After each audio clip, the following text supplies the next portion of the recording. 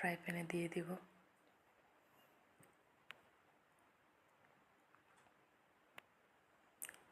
দেখুন ফ্রাই প্যানে দিয়ে আমি ঢাকা দিয়ে দিব। এভাবে মেখে দিলে ছোট মাছটা অনেক টেস্টি হয়।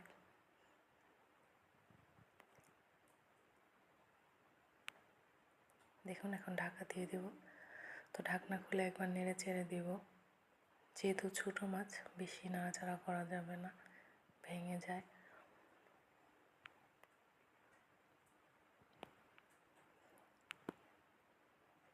তো দেখুন এ পর্যায়ে মাছটা এমন হয়েছে। তো মাছটা আমি উঠিয়ে রেখেছি। ওঠানোর পরে মাছের যে ঝোলটা ছিল এখানে আমি আলু কুচিগুলো দিয়ে নিলাম।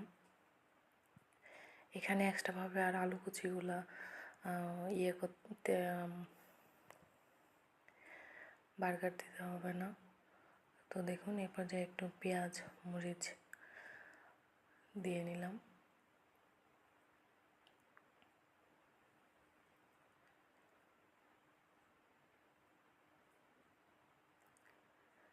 তো আর একটু সামান্য পরিমাণে লবণ অ্যাড করে দেব, যেহেতু আলু কুচি অ্যাড করেছি। তো এখানে একটু লবণ অ্যাড করে দেব, দিয়ে আবার ঢাকা দিয়ে দেব।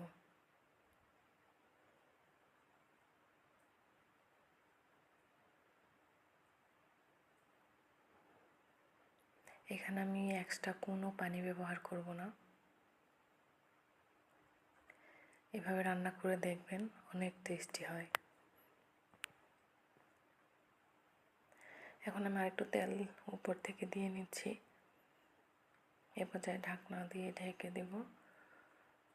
তো ঢাকনা খুলে দেখুন, এ পর্যায়ে চুলার আঁচটা একটু মিডিয়ামে রেখে রান্না করতে হবে, যেহেতু পানি অ্যাড করব না।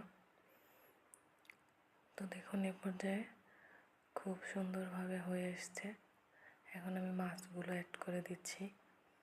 মাছ দিয়ে নেড়ে চেড়ে দেব, একদম সুন্দরভাবে মিশিয়ে দেব।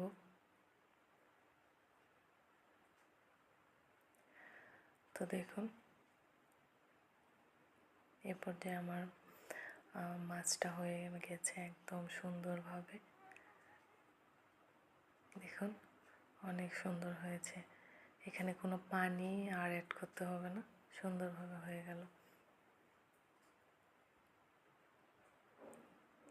দেখুন অনেক সুন্দরভাবে হয়ে গেছে। তো কেমন হয়েছে জানাবেন।